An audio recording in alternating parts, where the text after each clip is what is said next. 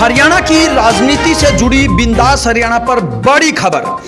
कभी भी टूट सकता है बीजेपी व जेजेपी का गठबंधन।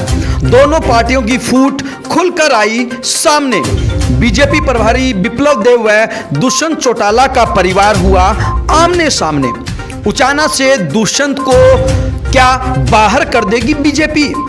बीजेपी सांसद ब्रजेंद्र सिंह का दर्द आया सामने। बोले, सरकार हमारी, राज हमारा, लेकिन इसको भोग कोई और रहा है।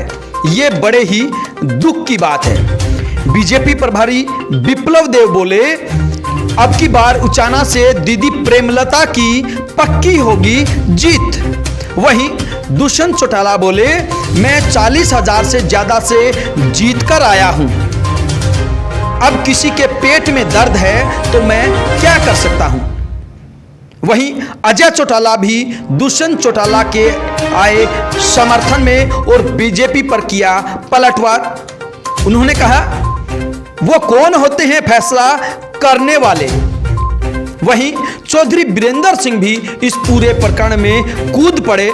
उन्होंने दो टूक चेतावनी देते हुए कहा कि 2 अक्टूबर को जींद में रैली करके दिखाऊंगा जेजेपी को, जो मुझे बीजेपी का प्राइमरी मेंबर कहते हैं। अगर 1 लाख लोग नहीं आए रैली में तो राजनीति से ले लूंगा संन्यास।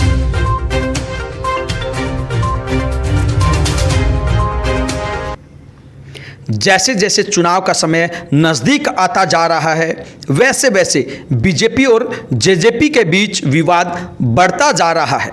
अब तो नौबत यहां तक आ गई है कि दोनों ही पार्टियां खुले मन से एक दूसरे को ताने भी मारने लगी है।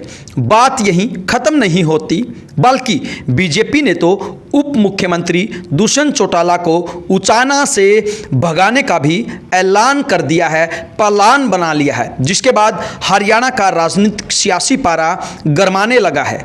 वहीं अगर हम चौधरी वीरेंद्र सिंह के परिवार की बात करें तो उनका भी दर्द जनता के सामने जग जाहिर हो गया है।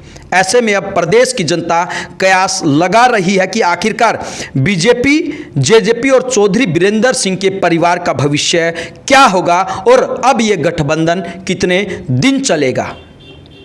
हम आपको बता दें कि उचाना में बीजेपी की तरफ से कार्यकर्ता सम्मेलन का आयोजन किया गया, जिसमें बीजेपी प्रभारी विप्लव देव व ओम प्रकाश धनखड़ सहित तमाम बीजेपी के नेता वहां पर मौजूद थे।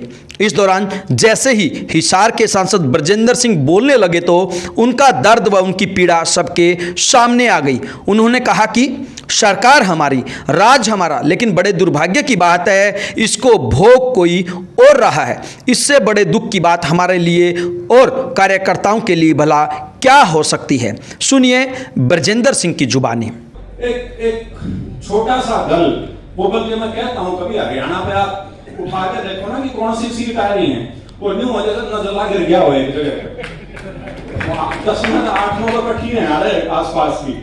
और ये मैं आपको कार्यकर्ता के मन की बात बता रहा हूं और नेताओं के मन की भी बात बता रहा हूं कि सच्चाई ये है कि हमारे कार्यकर्ता चाहे ऊपर के लेवल के हों, बीच के हों या निचले स्तर के हों, सारे के सारे आज के दिन इस चीज से ग्रस्त हैं कि सरकार हमारी, राज हमारा, लेकिन उस राज को भोग कोई और रहा है। और वो फिर भी नहीं होता कि स्वाद नहीं आ रहा है, एक दिन का सर है ये लूटने में। तो ये ऐसी अजीब सी ये विरोधाभास की स्थिति बनी हुई है। और मेरा अनुरोध यही रहेगा कि इसको जितना जल्दी इसके बारे में एक स्पष्ट लाइन हो जाए, ताकि हम सबको आने वाला जो समय है उसमें जो हमारी लड़ाई है, उसमें जो हमारी जो लकीरें खींचनी है, उसके बारे में हमको बिल्कुल स्पष्टता हो, एक क्लैरिटी हो कि हमने किस प्रकार से इस आने वाले चैलेंज को, इस आने वाले समय में जो हमको चुनौती आएगी उसका किस प्रकार से मुकाबला करना है। चौधरी वीरेंद्र सिंह के परिवार की अंदरूनी पीड़ा यहीं पर खत्म नहीं हुई।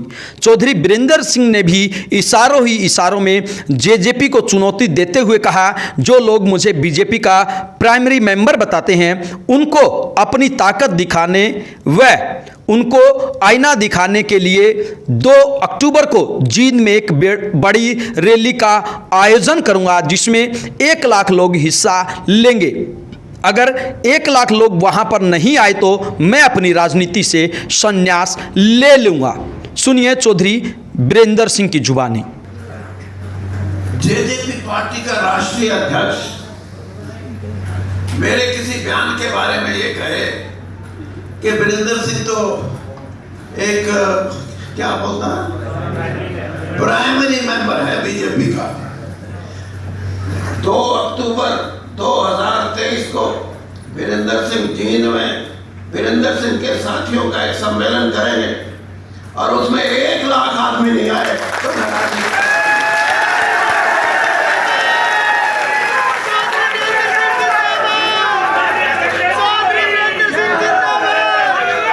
बस फिर क्या था, चौधरी वीरेंद्र सिंह और हिसार के सांसद ब्रजेंद्र सिंह की बातों का दबाव बीजेपी प्रभारी विप्लव देव पर भी साफ नजर आया। उन्होंने भी एक कदम आगे बढ़ते हुए इशारों ही इशारों में दुष्यंत चौटाला को उचाना से भगाने का ऐलान कर दिया और कहा कि अब की बार उचाना से दीदी प्रेमलता ही विधायक बनेंगी। सुनिए विप्लव देव की जुबानी। आप सभी लोगों से मैं स्कीम के बारे में नहीं बताऊंगा, आपसे इस अगस्त में वादा लेके जाऊंगा जो यहाँ उचेना में अगले बार विधायक तो मेरे दीदी ही बनेगी। और साथ ही साथ देवेंद्र जी ने तो बोला जो यह 5 साल बाद परिवर्तित हो जाता है, आप 5 साल नहीं हम 10-20 साल में परिवर्तित होने नहीं देंगे। भारतीय जनता पार्टी का ही एमपी जाएगा, भारतीय जनता पार्टी का ही एमएलए यहां से बनेंगे। बीजेपी व जेजेपी की फूट यहीं पर खत्म नहीं होती है।